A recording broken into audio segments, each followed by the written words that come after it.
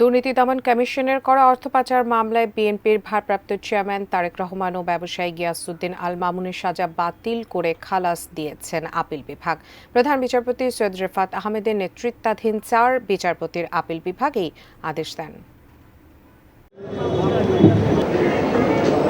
২০০৯ সালের ২৬ অক্টোবর রাজধানীর ক্যান্টনমেন্ট থানায় অর্থ পাচারের মামলা করে দুর্নীতি দমন কমিশন দুদক।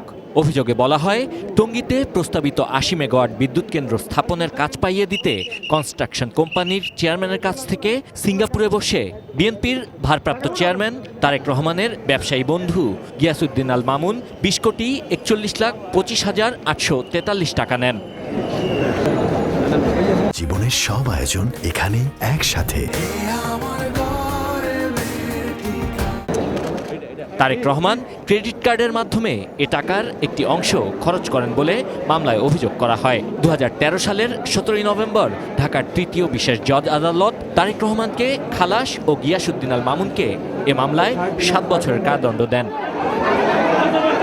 পরে দুদকের করা আপিলের শুনানি শেষে ২০১৬ সালের ২১ জুলাই তারেক রহমানকে ৭ বছরের কারাদণ্ড ও ২০ কোটি টাকা জরিমানা করেন হাইকোর্ট। গিয়াসউদ্দিন আল মামুনের ৭ বছরের কারাদণ্ডের সাজাও বহাল রাখা হয়। হাইকোর্টের এ রায়ের বিরুদ্ধে আপিল করেন গিয়াসউদ্দিন আল মামুন। শুনানি শেষে আপিল বিভাগ বৃহস্পতিবার হাইকোর্টের সাজা বাতিল করে রায় দেন।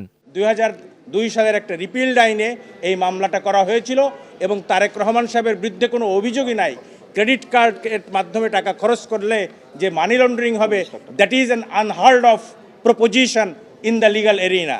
বিএনপির ভারপ্রাপ্ত চেয়ারম্যান তারেক রহমান আপিল না করলেও আপিলের রায়ের কারণে খালাস পেয়েছেন বলে জানিয়েছেন আইনজীবীরা। এই মামলায় জনাব তারেক রহমান ও গিয়াসউদ্দিন আল মামুনকে এই মামলার দায় হতে অব্যাহতি দিয়েছেন। এই মামলায় বিচারিক আদালত তারেক রহমানকে খালাস দেয়ায় বিচারককে দেশ ছাড়তে হয়েছিল। ২০১৩ সালে যখন উনাকে খালাস দেওয়া হয়েছিল, তখন সেই বিচারককে ভবিষ্যৎ যারা বিচার করবে যেন সরকারের আজ্ঞাবহ হয়ে বিচার কার্যক্রম পরিচালিত করতে পারে, তারই লক্ষ্যে সেই বিচারককে দেশ ত্যাগ করে বাধ্য করে এবং তার জন্য পরবর্তী সময়ে দেশের বিচার ব্যবস্থা ভেঙে পড়ে। দুদকের আইনজীবীও বলছেন, নিয়ম মেনে এ মামলা করা হয়নি। প্রসিডিউরাল ল এইগুলা সঠিকভাবে ফলো করা হয়নি। টোটাল কেসে তারেক রহমানের বিরুদ্ধে লন্ডারিংয়ের কিছু নাই।